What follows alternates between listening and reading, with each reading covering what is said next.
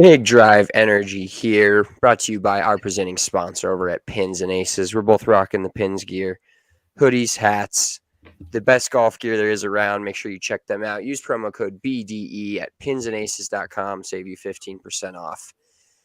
The 87th Masters, we are currently sitting here. The leader, Jon Rahm, is headed to hole number 17. And pretty awesome that Brooks at least made the birdie putt on 16 to get to 9, other than a semi-monumental collapse from him today. And just what have you seen from him from, this is now their 29th and 30th holes of the day. Yeah, he just he has no control of his ball flight. He's been hitting poles with the driver, which he just hit on 17. And then, early he really couldn't get the putter going. He's had 2-3 putts today, which obviously is less than ideal. And he just didn't really clutch up when he needed to. There for a while, he hit iron off the tee on 10, which is just ridiculous to feel like you can't even hit 3-wood there on almost a 500-yard par 4 because you're going to run out of room. So Rahm just split the fairway. No surprise there. And I want to be clear. I think both of us agree we're not rooting against Jon Rahm. We just wanted a close finish. We just want something that's wire to wire, not wire to wire, but tight coming down the stretch, and it just doesn't look like we're going to get that. So, but like you said, at least Koepka, made that putt. Definitely a big swing today with Rahm being 3 under and Koepka being 2 over. Just did not really foresee this happening, especially after all the talking Brooks has done about being clutch and, shining bright in the big moments. I really thought he was going to be able to get it done, or at least, not unravel. Like I figured Jon Rahm was going to have to beat him, but he just kind of ended up beating himself today. So anytime you're over par the last round of a major, it's really not good news. So.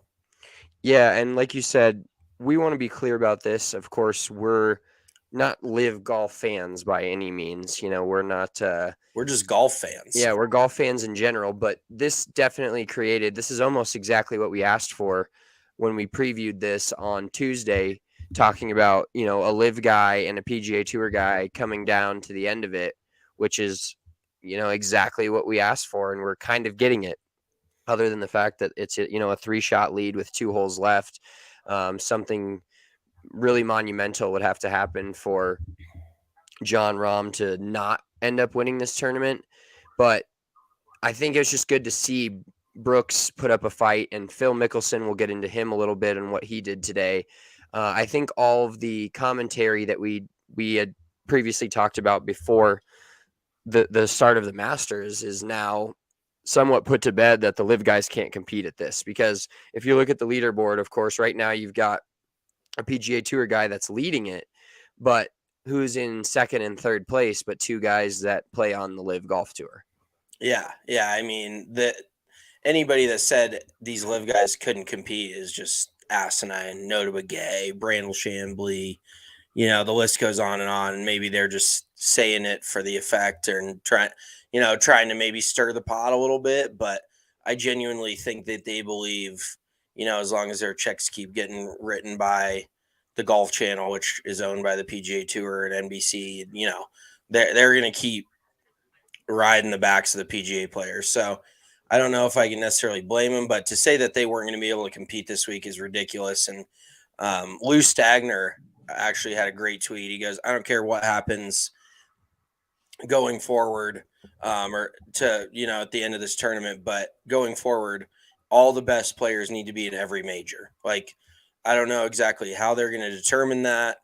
But golf can't afford to miss out on drama like this, with Koepka being there, with Mickelson being there, with Patrick Reed being up there. There's just too many guys that have a chance to come in and play really good golf and possibly win to eventually, push all the live guys out. So it's been a great week. I don't know if we want to get into the overall week until after the end of it. What do you want to do, Spence? Let's start out now, and then we can kind of talk about John Rahm and the winner a little bit later. But a guy we just saw, hole a putt on 17, ironically, Victor Hovland.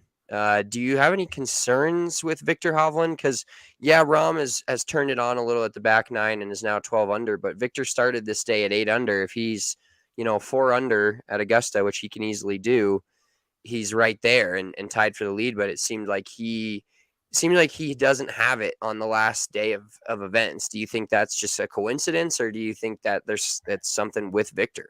I think he definitely has like some work to do, especially on a short game. That's always been his big struggle. Holy shit, what a rope hook. Do you see that from Brooks? I'm about to see it. Still didn't get far enough left, but it's just awesome down under the trees. Some of the shot making today has been unbelievable from both of these guys. Yeah, Oh, wow, yeah. that fade iron shot that Rahm hit, what was it on 13? No. Yeah, 13, I believe, basically kind of sealed up the event. Yeah, that was a hell of a shot. I mean, yeah, he made that putt too. I was trying to think. Yeah, that I feel like that was pretty much the turning point when, not the turning point, but I think Brooks could have kept it closer. But when Rahm made that 3 and then Brooks 3 putts for bogey, I feel like that was pretty much the deciding factor of this day. Like, unless something crazy happens, which I don't foresee. Was that going to stay up there? Okay. Yeah, I think we're pretty much past the point of rooting for something crazy to happen. Like, Rahm's going to hit the fairway on 18, hit the green. He's going to make a couple pars. I actually predicted 12 under would win this.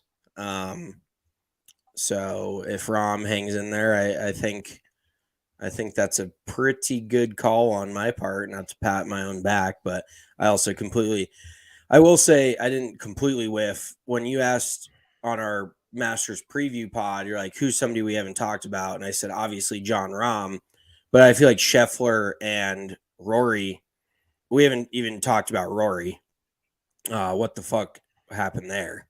But I think just the pressure is too much for him at this event, dude. I've never seen a guy that can play such good golf anywhere but here. And it's like ever since he fucking hit one left into on number 10 like 5 years ago when he was trying to win this event, he hasn't had it here and has not been able to perform here. And it's almost like, when he won the lesser event last year, the RBC Canadian Open, when Liv was becoming a thing, it was like a big, he's the PGA Tour's mouthpiece. He's their guy. He's the guy that everybody wants to win. I mean, shit, going into this week, he was plus 750, just unreal odds for both him and Scotty Scheffler, who we both took, because you don't want to be the guy that doesn't bet on those two and then they win a Masters. Like John Rahm is almost in that category, and we kind of missed out on him, but he's had a relatively quiet couple of weeks leading up to this. I mean, he missed a tournament because he had, diarrhea, for lack of a better term. And he had, he even had diarrhea on the first hole of this event. And we'll get into that. But I think that's one of the most incredible things about this is the fact that you see him at 12 under. And I remember back to Thursday morning when he 4-putted the first hole. And I literally thought to myself, okay, you can count him out. Stupid. Absolutely stupid to even say that on my part. That's not the first stupid thing I've said and won't be the last. But that's truly one of the more incredible things. Going back to Thursday, Friday, I think this has been by far the most just chaotic Masters from a scheduling standpoint. Like normally this tournament is very on point. Their timing is good. They're not, we've seen a lot about it and talked a lot about it on the PGA Tour this year. They've had some scheduling issues as far as slow play and people not making it out on time, and then cut moves to Saturday. And granted that had to happen here, but let's get into a little about the trees falling down and almost killing people. And then they stop the round. And then yesterday they just stop it right in the middle as well and decide that they're just going to finish it all today. And the leaders, Rahm and Brooks are going to play 30 holes on the Sunday of a Masters. So it's kind of just as crazy as I can ever remember a Masters being as far as just the scheduling.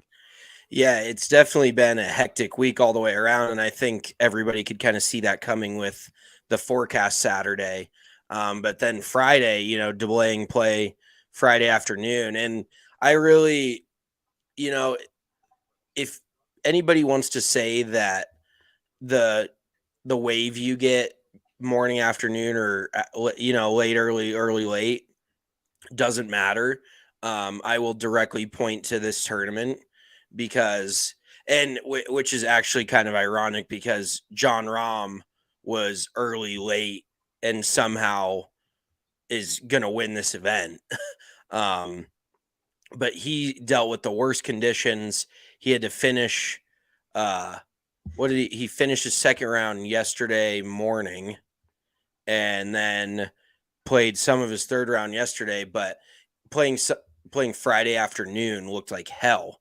I mean, when Brooks went out and fired, what did he fire? 65? 67. 65 the first round, and then 67 was sitting at 12 under after the second round. God, that is insane that he's played the last two rounds and 3 over. And then, I mean, well, if you look at Victor Hovland too, he was sitting at 7 under after day one, and he's not even going to finish 7 under for the tournament. So a couple of guys that the conditions really got to. And it was actually funny because in an interview, Brooks Koepka was saying, I like when it gets tough. And, it doesn't always translate. He could be a guy that does like the tough conditions, and he doesn't always have to play well in them. But between him and Hovland, they just did not really stick through the challenging part of the week. And Brooks is a pretty emotional dude. You can tell, even though he tries to hide it, like you can see visibly when he gets frustrated. And something that we haven't even touched on yet, another story, not necessarily storyline, but another thing worth noting today was the pace of play. I mean, so they have 1 hole left, and they've been on the golf course for 4 hours and 40 minutes now. So it's been a slow final round, especially with twosomes. Patrick Cantlay, I don't know how he hasn't been put on the clock. And I like the dude. I don't hate the guy or anything. I don't have any ill will towards him, but fuck me. How long are you going to take all these guys marking 1-footers? Just the pace of play thing is, I hate to have it be a topic of conversation at a major, but that is, kind of part of the issue here. That's why they're finishing it at sunset on Sunday. Obviously the weather was a big deal too, but yeah, it's like you said, guys marking 1-foot putts. Sam Bennett is a rough hang on the golf course, and he, let's give it. I want to give a little shine to him because incredible week in general. He's going to finish. It looks like, just depending upon where another few guys finish, it looks like he is just outside of the top. Yeah, he finished at two under, so T16, 2 shots out of the top 12, which would have guaranteed him another Masters next year. Yeah, and guaranteed him, the automatic Masters invite to the 2024 Masters. Mm-hmm. But just a great week for him as an amateur and a guy that, he's 23 years old, which isn't much younger really than Rahm, and being the fact that this is now I think the 9th straight major that a guy in his 20s has won. So the young guys, I think since the PGA Championship that Phil won, it's been all guys in their 20s. But Rahm just curled another one in there, and that's definitely going to seal it.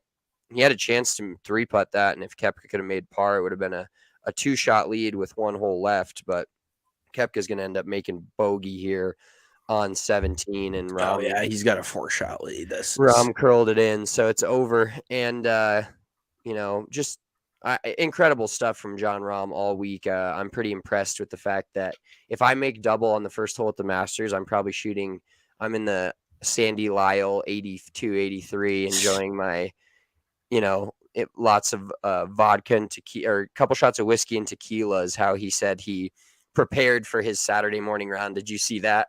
He ended up, No. yeah, so he didn't make the cut, but he had to go out and finish a few holes on Saturday morning, and they asked him how he prepared, and he just said, I just had a lot of whiskey and some tequila shots and was up till about 1 a.m. and then got back on the course. But all he literally just had to like two putt, I think. He was on the Oh yeah, last green I when the did hear horn about blew. that because they didn't let patrons come out. They didn't let any, well, yeah, patrons, quote unquote.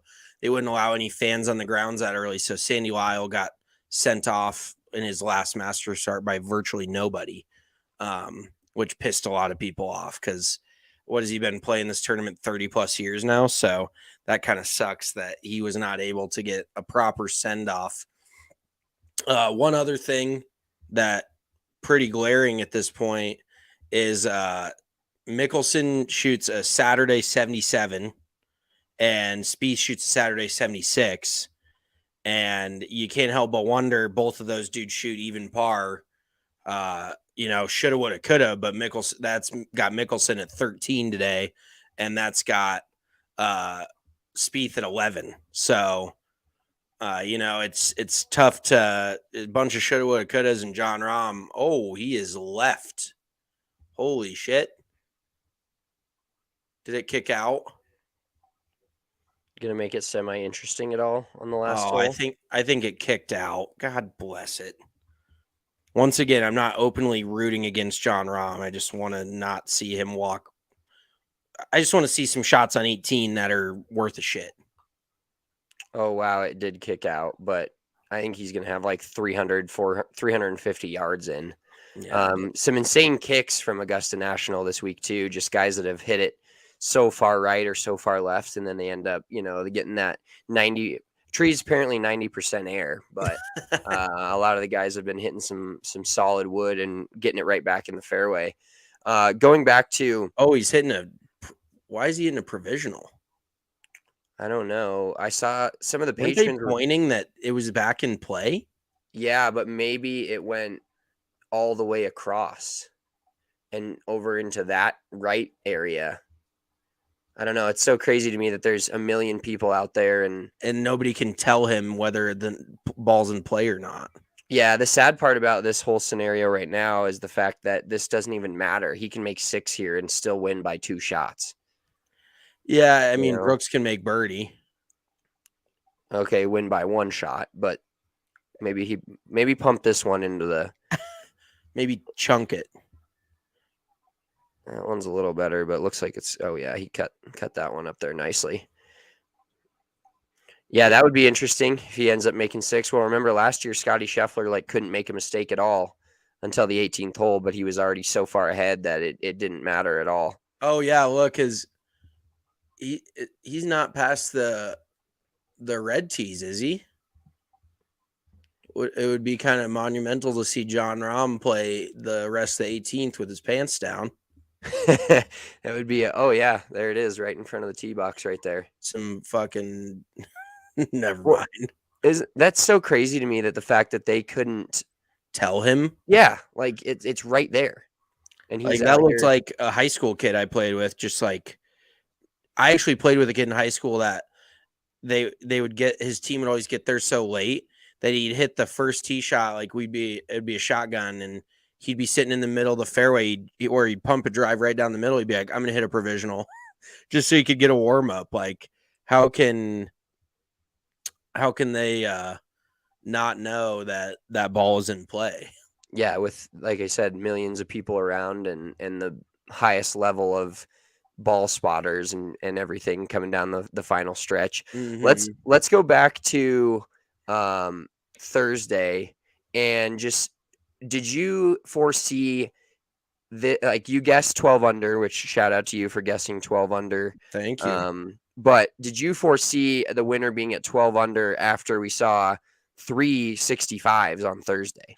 No. Well, the only reason why it would possibly happen was because of the weather, and that is exactly what happened. So, Thursdays are just tough it's all dependent on the weather and other conditions. Because at one point, I watched Justin Thomas on 18 hit driver 3 wood or driver 5 wood, which is usually for these guys driver 8 or 9 iron.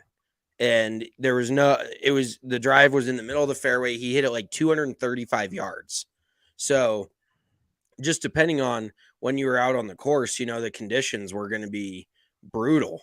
So that late Friday, all of Saturday, really made it tough. And that was why I predicted 12 under, because otherwise, I would expect them to generally be lower than where they are. But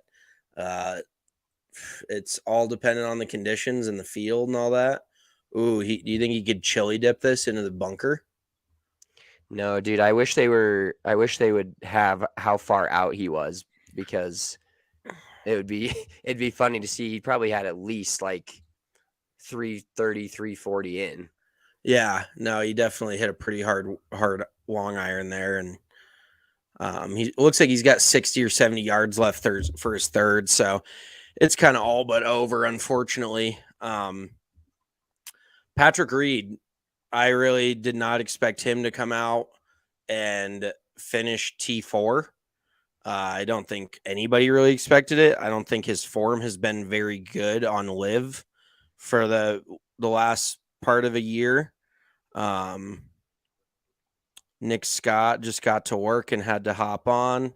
Thanks for the coverage, boys. Absolutely. Thanks for watching, Nick. I really think that now every major is obviously, like we talked about a little earlier, definitely has to have the best players in it, definitely has to have all of these guys in it, and will for the next couple of years, regarding the guys that have played in them, and they're going to have to win them in order to keep playing forever, of course. But now Brooks will be at, the next Masters and all this stuff. And a lot of these guys do have some exemptions for at least a few years. And I would imagine 3 or 4 years, they'll have it all figured out to where if live golf is still a thing in 3 to 4 years, it's, these guys, I think the game of golf realizes that these guys are important to making these majors fun. But we can definitely put to bed all the nonsense that they weren't ready, or that they aren't ready to win any of these majors anymore because they don't play enough golf. Now, the other side of that coin, you can say, well, look what Brooks Koepka didn't make a birdie for, 20 plus holes today, and kind of just faltered down the stretch. I don't know if it was Dottie Pepper for sure, but one of the commentators a few minutes ago was saying, he never hit any really bad shots, but he just wasn't good enough. And Rahm was just solid and didn't make any mistakes, which is the key. We've seen big Masters comebacks before, but that's, guys chili dipping the ball into the water and just making a mess of certain holes that you definitely can do here at Augusta National. But we can definitely put to bed the fact that even though live guys are only playing 54 holes and not, quote unquote, not hard courses or not competitive golf, they're, if you look at the leaderboard right now, it's, PGA Tour, or PGA Tour, live, PGA Tour, live, so 3 of the top 6 guys on the leaderboard are playing non-competitive 54-hole shotgun golf. Yeah, and I don't know if this is really going to move the needle, because we all know how big the Masters is anyway, but I would like to think, oh my God, what a golf shot. There's absolutely no reason for him to hit that the way he did. He should have carried that about 10 yards past the flag, but he decides to just stuff it in there to 3 feet. I think if this showed the world of golf anything, it should be that this needs to open the doors for like a live PGA Tour crossover. Somehow if they can come to a middle ground on this, because I guarantee you, even though it is the Masters and it does crazy TV numbers year in, year out, I know for a fact that there is a different level of people, different level of intensity, and a different level of anticipation for this week than in prior majors, due to the live versus PGA, quote unquote, not rivalry, but matchup. So I think that going forward, there needs to be more of this in the game of golf. And it is unfortunate that it's even a possibility that these guys at some point may not be able to play in the majors, because that just should not be the case. And that is kind of what the basis of golf has been built on. Like, if you're good enough to qualify and you're the best player in the world, you can play in anything you want. So going forward, we need to see a lot more of this. And is that John Rahm's son? He's got some, or no, I'm daughter, correct? I don't know. I don't know if he has. Koepka? I think it's a daughter. Oh yeah. Oh, look at her. She's so excited. Her dad's winning $3.2 million. Is it only 3.2 this week? Yeah, 3 point. It's the total purse is up to 18 million. Okay. So up 3 million from last year. Shitty paycheck, man. They're like, I wish I would have won the Players. Yeah, no doubt. No, I think 3.2 is pretty darn good, and a green jacket for John Rahm. Hey, let's hop back to like Thursday, Friday, and touch on the whole Gary Woodland, Brooks Koepka club scenario. Oh yeah, so let's get your thoughts on that. It sounded like everybody thought that Koepka's caddy was, is he going to do it? Oh, that is fitting. He just lipped out his birdie putt on 18. Koepka, that is. So he's going to, why are you marking that? Okay. Good God. Back to the pace of play and marking. So they teed off at 12:33, so they're just under 5 hours. Twosome in 5 hours, that's blazing. That's getting it around. That's moving. Let's just say, I just want to say real quick, it's very sad that a guy with the caddy bib 69 is not winning the Masters. That's it. Pretty unfortunate scenario for America, if you ask me. It's also pretty unfortunate that John Rahm decided to wear these shoes with any outfit just all 4 days. Hopefully Travis Matthews paying him handily, because those shoes are terrible. I'm sorry, but are they fours? No, they're Cutter. Oh, okay. Yeah, and they're just a rough look. Like, this has got to be the worst winning Masters outfit I've seen in a while. Well, the overall outfit's not bad. I think it's just the fact that he's got a red shirt on. That's what I'm saying. The shoes have ruined every single outfit he's worn this week. Yeah. He's got to be getting the bag from Cutter. I hope to God, because that's rough. Okay, John Rahm's officially won the Masters. Congratulations. Real quick, you're asking about the Brooks Gary Woodland thing. I think it's a stupid rule to begin with. That why would Brooks's caddy be trying to help Woodland? And also, I get that you're protecting the field, but in what world would Brooks want to help Gary? Why would he do that in the first place? So, doesn't Rahm have a really small son too? Then I spaced it that he's got a daughter and a son. But either way, those blonde locks are pretty impressive for such a young age. So, yeah, there he is. But yeah, just talking about whether or not he actually helped him or told him what club it is. I think all of like the old golf sticklers and people with their their pants too tight were making too big of a deal out of it. Like, it doesn't need to be a story during Masters week of stuff like this. And then somebody came out and was like, oh yeah, they're getting away. They're just like, the fact that they're just dropping this is absolutely insane. They wanted to change Brooks Koepka's 65 to a 67. And I'm like, what are we doing here? What's even going on here? Another thing I would say that I would honestly say that Colin Morikawa's little ball mark faux pas is a bigger deal than what Brooks's caddy did with Gary Woodland. And I'm not saying, I originally thought that Colin cheated. I don't think he cheated now, but I think in that case, you have to call at least a playing partner over to tell him what has transpired, at least so somebody has your back on that. Because it's just terribly taken out of context, and looks really bad when they cut to you on the camera and your ball is 4 or 5 inches in front of your ball marker and you're just playing around with your ball in front of the fucking clearly not on your marker, and then all of a sudden he like looks around and like pushes the marker forward under the ball. Like that looks really bad. I don't care, the openness of the rules or whatever. I would at least call a playing partner over. It's not like these fucking guys aren't taking 5 hours to play anyway. What's another 20 seconds to call a playing partner over and be like, hey, this is what happened, like the ball moved. I didn't, I pulled the marker back to replace the ball, and then I'm going to move the marker back. Like, at least so somebody can corroborate your story instead of everybody on social media, including myself, that was like, what is happening? Like, why is he doing this? And nobody's saying anything. So I thought that was a little bit more egregious than the Gary Woodland play. Okay, now his daughter was there, and now the wife has the son, but not the daughter.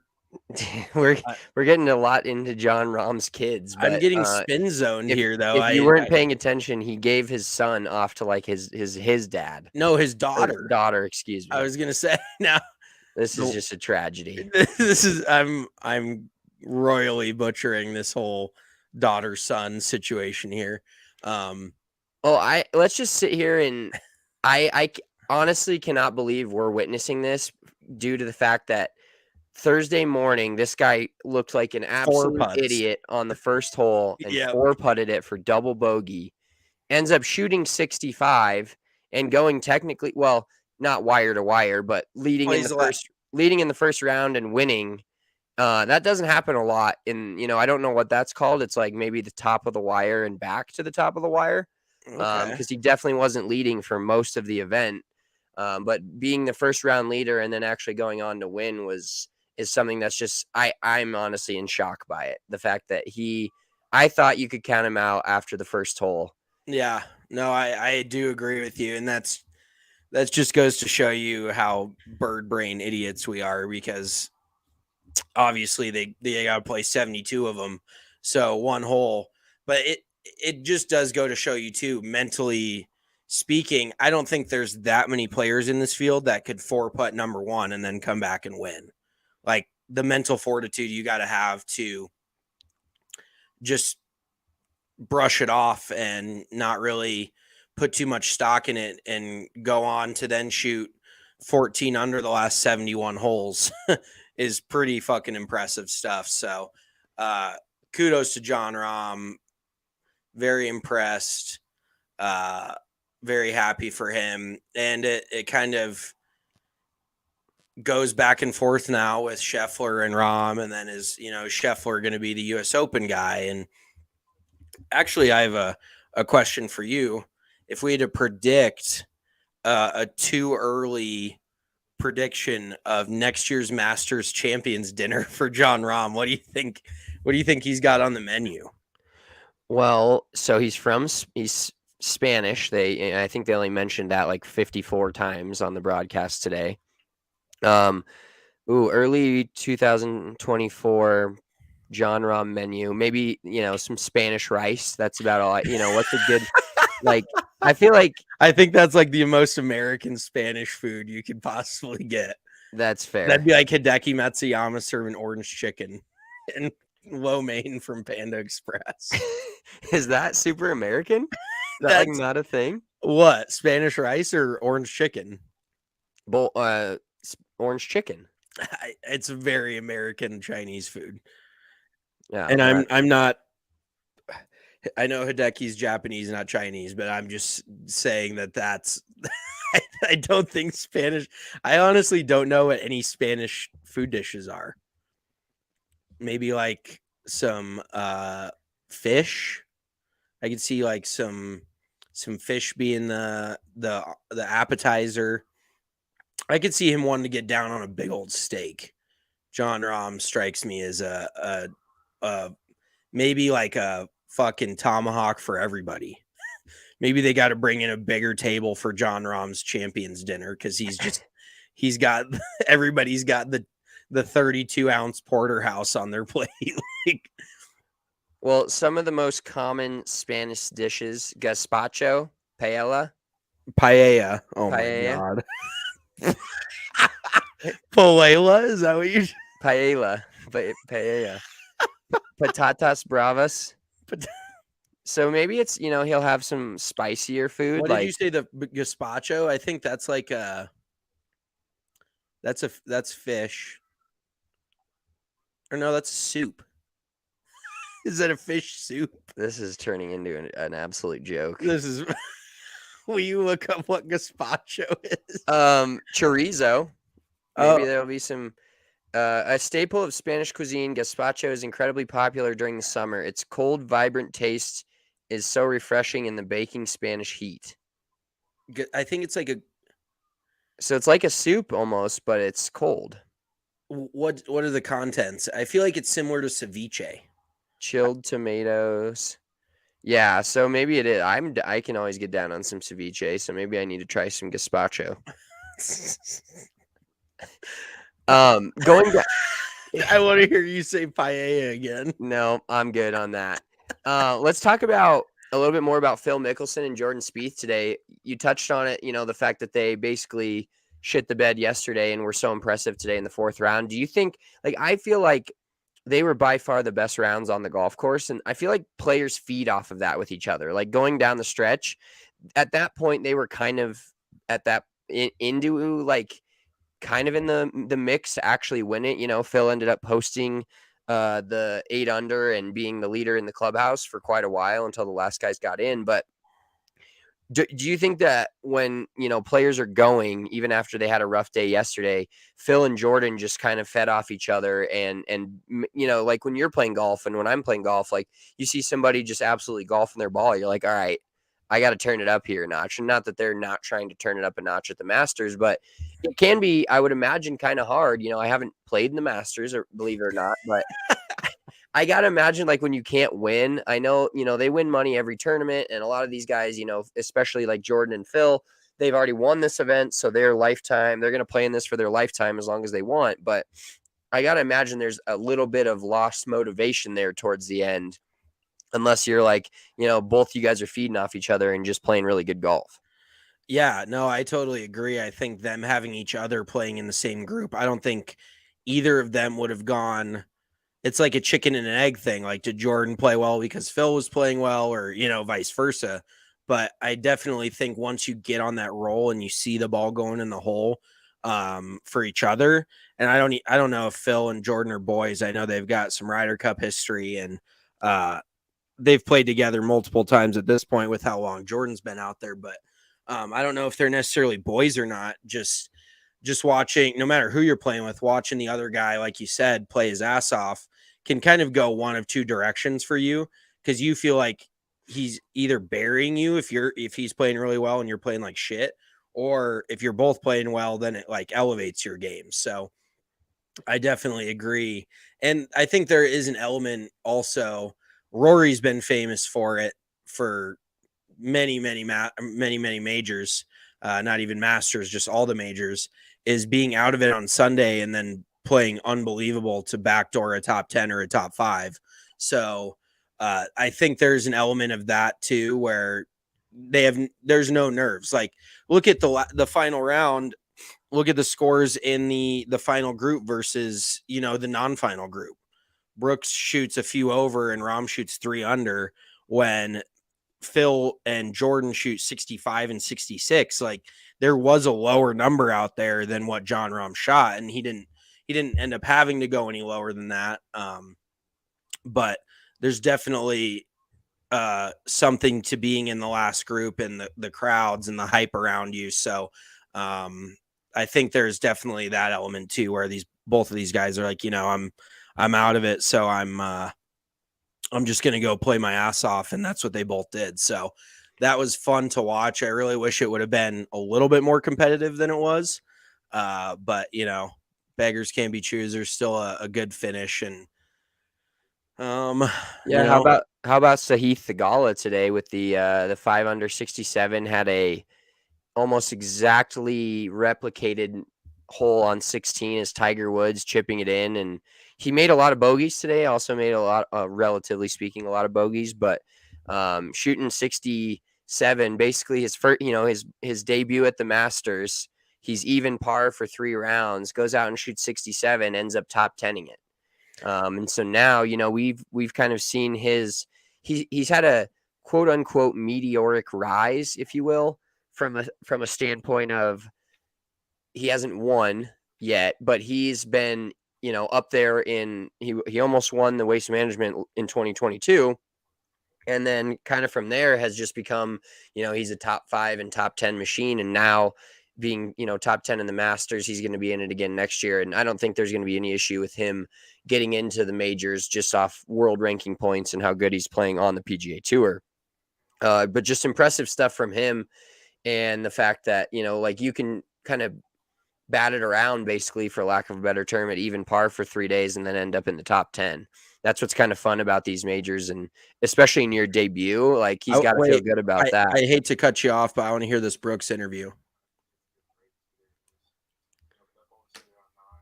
Saying he didn't get any good breaks. Oh, so he sounds a little salty.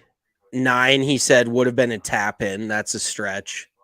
He's not wrong though. That it would have gotten close, but not a tap in. And then he proceeded to puke on it and hit it 8 feet by and then 3 jackets. So yeah, so we got some comments on our tweet talking about, of course, our boy Chill Ducey said Rahm's so locked, it's Jover. Like he knew. We all kind of knew. There's different guys that you just know when they get to that point, they're not letting it go. If that's pick your random run of the mill tour guy that had the lead or got the lead from Brooks Koepka, you're probably like, oh, well, there's a chance he hits it in the water on 16 or, hits it in the water short on 15 and ends up, losing the lead. But a guy like Jon Rahm is usually not that guy. And especially when he's rolling like he is. And then we had a comment from Nolan at NMR1312 on Twitter. He said, can our boy from Texas A&M still not win money even with the NIL stuff going on? That is correct. So NIL, name, image, and likeness, you can get paid for what you're doing for a company in terms of advertisement and stuff like that. But when it comes to like golf, once you declare yourself a professional, you are allowed to, make money in tournaments like this. But when you are not a professional, it is just you're out there for the experience, essentially, which is kind of crazy because, him getting usually the low am is like 3 over and barely making a, paycheck at all in an event like this. But he finishing 16th, he would have gotten a pretty big paycheck. So it's kind of unfortunate for him, but also he's got a 36-hole tournament, a Texas A&M tournament tomorrow, and he's got an 8:30 tee time. So pretty insane for, like, can you imagine just being like a mid-level SEC golfer and you roll up to the event tomorrow and you're playing with a dude that just, played with Brooks, played in the final group on Saturday is the wrong term. It ended up being Sunday morning, but played with Brooks Koepka and Jon Rahm. And now you're going back and playing with college kids. I don't know. I feel like, what's the vibe there? How do you feel about that? Yeah, that's got to be pretty intimidating shit, honestly. Like, this kid's probably hungover, probably had a Sunday fun day watching the Masters. And the other guys know they're playing with him. So, you're watching him like, I'm going to see him tomorrow morning. So that's got to be crazy. But in terms of the NIL, I read an article that, the advertisers on his shirt alone, the TV time that he got and the social media buzz that he got and everything with finishing where he did is well worth into like the 7 figures, like at least mid 7 figs. So he's not going to be hurting for any money, especially I know Texas A&M has one of the biggest booster associations, fund of any NIL fund of any school in America with all that oil money. So I think he's not going to be able to collect a paycheck from the tournament, obviously, but I'm almost positive that he had to stay an amateur in order to get this exemption because he won the USAM. He was able to play in this. So I wouldn't be surprised if he turn pro right after college golf ended, just kind of move right into it. And he played his ass off. But to put it in perspective a little, like, oh, they're talking to him right now. But to put it in perspective, he's 23 and Tom Kim is already, I tweeted this and it got 0 love. So thank you to everybody. But Tom Kim's already won twice on tour and he's 20 years old. So it's like, moving the goalpost because this guy's an amateur versus a pro, which is, fair. But at the same time, I just don't, it's very impressive. Don't get me wrong, but it's not like crazy to imagine a 23-year-old out here competing. You know what I mean? Yeah. Well, and I think, like you said, it is, you take the A away from his name and, he could have just turned pro as a college golfer in the last year and not, just been like, I'm done with college. I want to turn pro. And all of a sudden he's there. He's not really a story. It's just like another dude, Exactly. But it is cool. Like that's a cool notch in your cap to have. I'm not a big fan of this dude's hair at all. It's the very hair and the goatee. You're still in college. Yeah, he's definitely got a look about him. But and yeah, then and then like the chin, the goatee looking deal. It's just a funny sequence of events for him to be sitting there with Rahm, Scotty Scheffler. You're talking to Jim Nance. He's like basically fucking just sitting there complimenting you on how great you are. And now you got to go play college golf again. Like, I don't know how I would feel about that, I think the main story of this situation is John Rahm looks like me at Thanksgiving dinner after I've like unbuttoned my pants. He looks like he's somebody give a man a table to sit behind. He just does not look like he isn't that thick, but he's thick enough to where it's like it's not a great time just sitting in a chair with your hands on your lap. Like No, I would be John's about to throw his arm around Scotty to get a little extension there, that's the old big guy move because I know it firsthand. I'd be like, and I'd be arms out around both those guys. And the little pull at the pull at the chest allows the shirt to kind of flow out over. He didn't untuck yet, but I was gonna say he probably asked somebody if he could untuck his shirt, and they probably said no. Probably said keep that on. Yeah, he's just sitting there, hands on his waist. I do like John Rahm though. Him and Sam Bennett kind of have almost the same haircut. I feel like. No. Yeah, you not like the front part, but like the whole sides and the back is like super trim, but then they got the front like hanging down a little bit.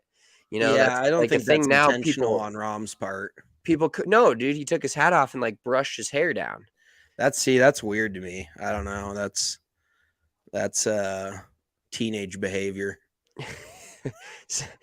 And Sam Bennett's like, I guess the reason it's teenage behavior for me is because I don't have enough hair to brush it down. I have to like coif it all together to make it look like something. I can't. In no way am I ever going to spread my hair further out. Like it needs to come closer to the top of my head. All closer together, never spreading it further out. Exactly. You spread that shit too thin, I might as well just shave it off now. So is this the biggest green jacket that's been handed out in a while? Oh, for sure. Just from a size standpoint, maybe since like Angel Cabrera. Yeah, I would say so. I think that was 2007. Angel won his last Masters. I could be completely wrong, so don't quote me on that. There's been some super small ones like Charles Schwartzel's not a big guy. Sergio's not Danny a big guy. Willett. Danny that Willett, thing, small guy. You could probably fit that on your dog. Danny Willett's tiny. He probably weighs like 160 pounds. So, I honestly, I don't have any. I probably have more reasons to like John Rahm. He was born with a club foot, which I actually was born with a club foot too. You guys are like basically the same. Yeah, Clubfoot brothers. And he's also won one for the Thick Boys. So I should be appreciative of all of this because he really is the only elite golfer anymore that doesn't look like an athlete, Right. Yeah. When you look at him, you're just kind of like, all right, he's a good looking Spanish dude, but he definitely is bigger. He's got that I've got some money type belly. Like I'm not turning down that last glass of wine. You know what I mean? He's that kind of dude, which I'd like to think that I have, but mine's more like if if my wealth was described by my physique, I would be a fucking billionaire. Let's put it that way. The body doesn't match the wallet, is what No, you're saying? not quite. I'd like to move in that direction, but Rahm is just like I was gonna say jovial because he's thick, but I don't think you can call him jovial. I think he's still got like that Spanish. He almost gives me like a little Tony Soprano vibes. I don't think you've watched The Sopranos. Just like a big dude, but kind of carries a big stick and definitely isn't afraid to speak his mind. And here's the transaction. No, there's been some Scheffler's hair hot looks terrible. there's been some hot mic moments with Rombo. There was even one I think this week. There was a JFC in there, I believe, is what you Glad got to know out we're of it. not alone in throwing that out there on the golf course. Yeah, once you step off the first tee, anything that's said can't, like, it's like what happens in Vegas stays in Vegas. What happens on the course stays on the golf course. Mm-hmm. There's no awkward exchange. I know we've had that in the past. Scheffler just threw it on, got out of there. Smart guy. Pablo Arazabal was there to greet him. He's giving the fans high fives. That's cool shit. I guess I got to lean into liking Rahm a little bit more. Yeah, well, I think the one thing that I'm taking away from this, and we got a comment on the Twitter from Ben Digman, said Brooks falling apart, love to see it. I will never be on the hate the live golfers train for what they did. And I am just not it's too good for the game of golf. It's made the PGA Tour better. Those guys are doing what they're doing, and is it exactly, correct? They're just playing golf, and so I've kind of been like not annoyed, but like a little bit like shocked by all the people that wanted the live guys to not play well. And, they ended up 12 of the 18 dudes made the cut. 2 withdrew. Of course, Kevin Na. Oh, let's talk about that. Kevin Na withdrawing after 9 holes. Slow ass. He was in a twosome. I joked on Wednesday that they were going to be holding up the groups behind them, and Mike Weir ends up playing by himself on the back 9 on Thursday at Augusta. Plays in like an hour 30. Just absolute electric factory. You just by yourself. You and your caddy. 9 holes at Augusta, Thursday morning tee time. Like I tweeted it, but that's got to be every grown man's dream to play the back 9 at Augusta National by yourself. And what a lucky unload for Kevin Na a lucky unload for Mike Weir to drop Kevin Na at the turn and just be like, see you, dude, have fun. But yeah, Na he's a different kind of cat. So I can't say I'm like a huge fan of Na, but yeah, he did not have it going. Was he hurt? He was hurt. He was Are you hurt or injured, buddy? It was kind of one of those. He was also 3 over par, so that adds up. Fire front 939. He's like, what's the quickest jet out of here? He's like, oh, my back. Oh, my back. Not feeling great. Who is your biggest disappointment? I think Rory goes without question. Is going to be everybody's biggest disappointment, but one other guy that you thought would contend that just didn't. I would have to say, looking up this leaderboard, obviously, our Scotty Scheffler didn't have a great week, and I've just like expected perfection out of this guy all the time, and we didn't get it. And I bet on him. Like, put such a high bar out there for himself that finishing where he finished today, I was like, what the fuck, man? Like, you don't have any more than 2 under in you on a Sunday. He's still top 10. It's going down in the books as a top 10 in a major, but I agree.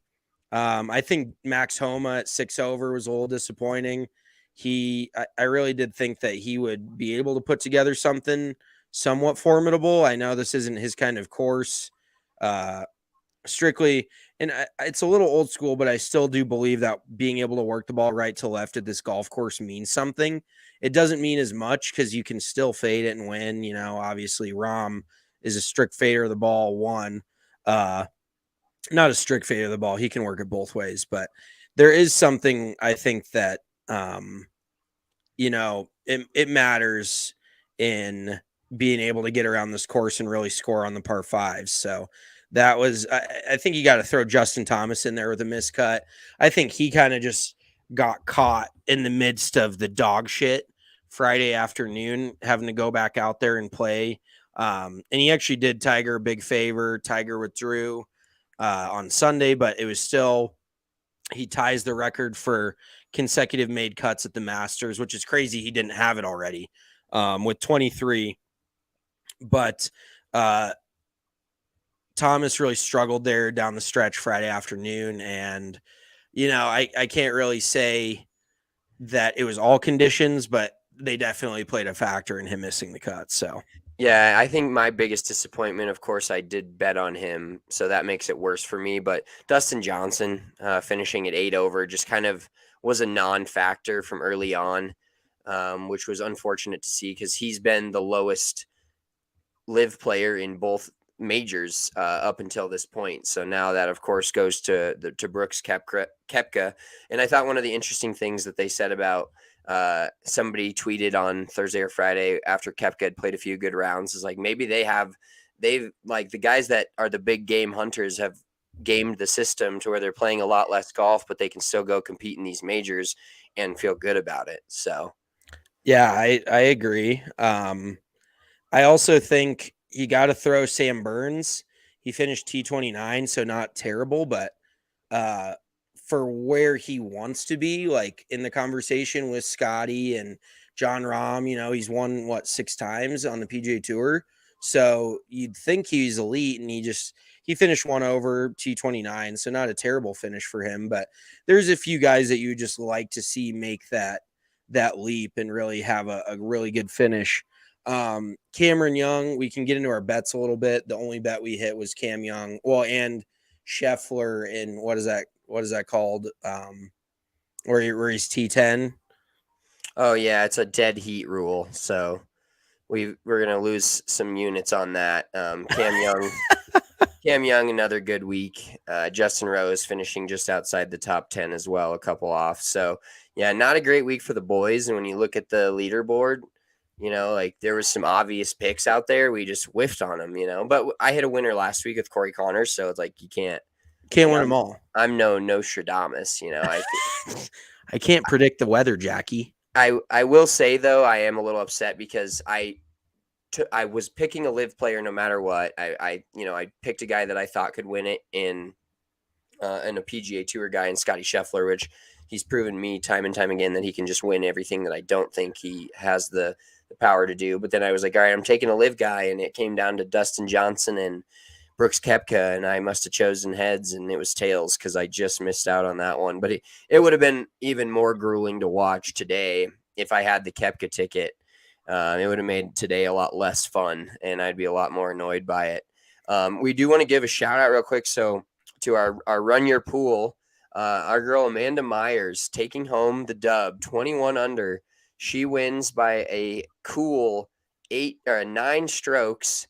She had Jordan Spieth 7 under, Brooks Koepka 8 under, Hideki Matsuyama 2 under, Adam Scott 5 over, Keegan Bradley 1 under, and Phil Mickelson 8 under. So an absolutely stacked leaderboard for Amanda. She's winning a brand new Pins and Aces golf bag, our presenting sponsor.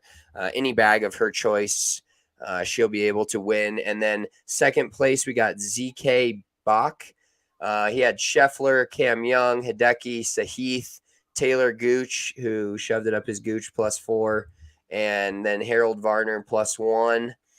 So shout out to him. He's getting a liquor stick from us. And then Tanner DeBoer, -5.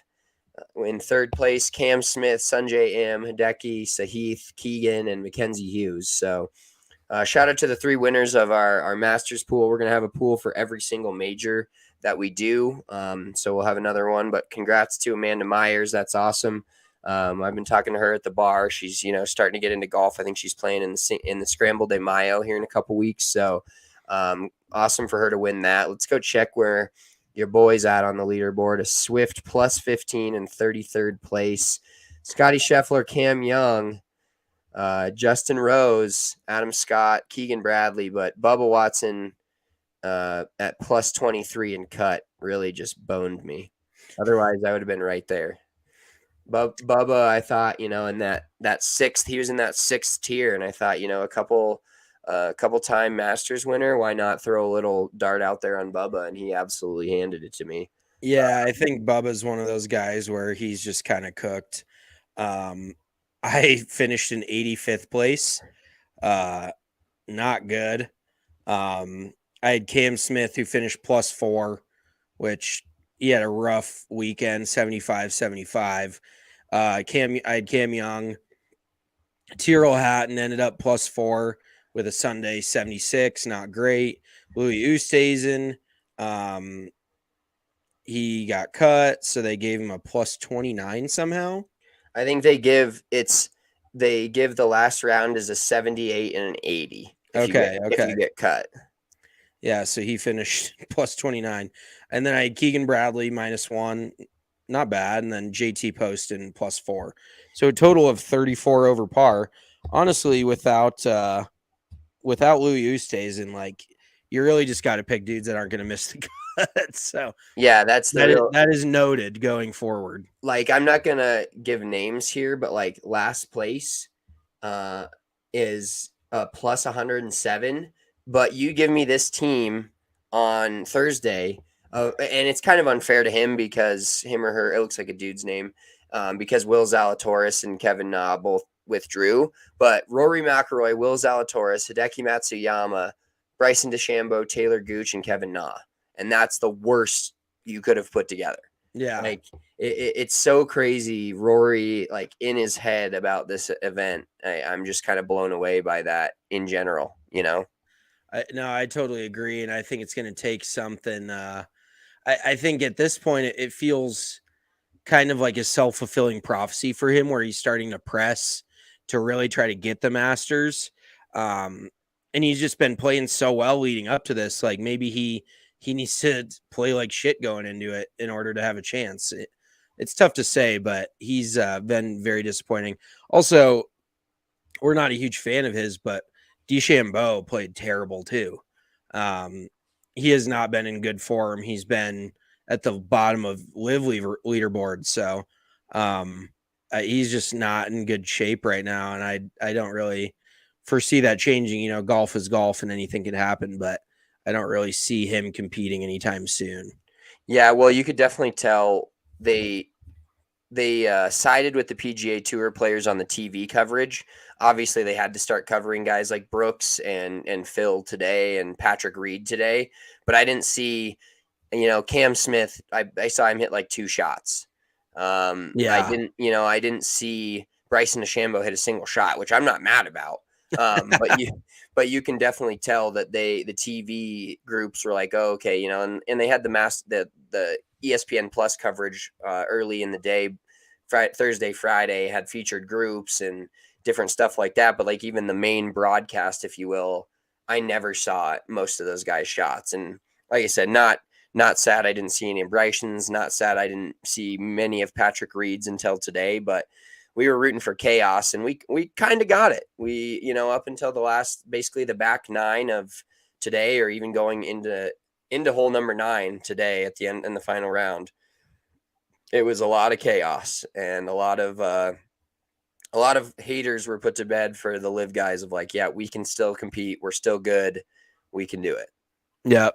I totally agree. It was a very telling week for just what kind of juice these majors are going to have, which I think is badass. Like, this is the best possible thing for golf to get this kind of competition. Would have loved to playoff, would have loved it a little closer coming down the stretch. That was our initial goal with these live shows, is to get our instant reaction on, shots that matter. And we've gotten maybe one major in all of these live streams that we've done this. So, I still really enjoy doing these, and I think it's fun. You got anything else, Spence? No, that's it. This is we'll be back live. We'll be actually covering a live event here in May, but the next PGA Tour major is going to be the PGA Championship, May 18th through 21st at Oak Hill in New York. So we'll be back for a live show at that. Follow us on Twitter. Our usernames are down there below at Big Drive Spence and at Big Drive Mitch, at Big Drive Energy for the main account. We appreciate you guys all tuning in. Shout out Pins and Aces for the gear and the and being our presenting sponsor for all of our stuff. Mitchell's got a fun video to go shoot with them tomorrow. They're releasing a new line that is fucking awesome. I don't know if we're allowed to talk about it for sure, so I'm not going to say what it is. But it's going to be awesome, as is everything they release. Their Augusta line for this week pretty much sold out. They had like a few things left. So shout out to Pins and Aces. We will talk to you guys live again at the PGA Championship in May. Peace.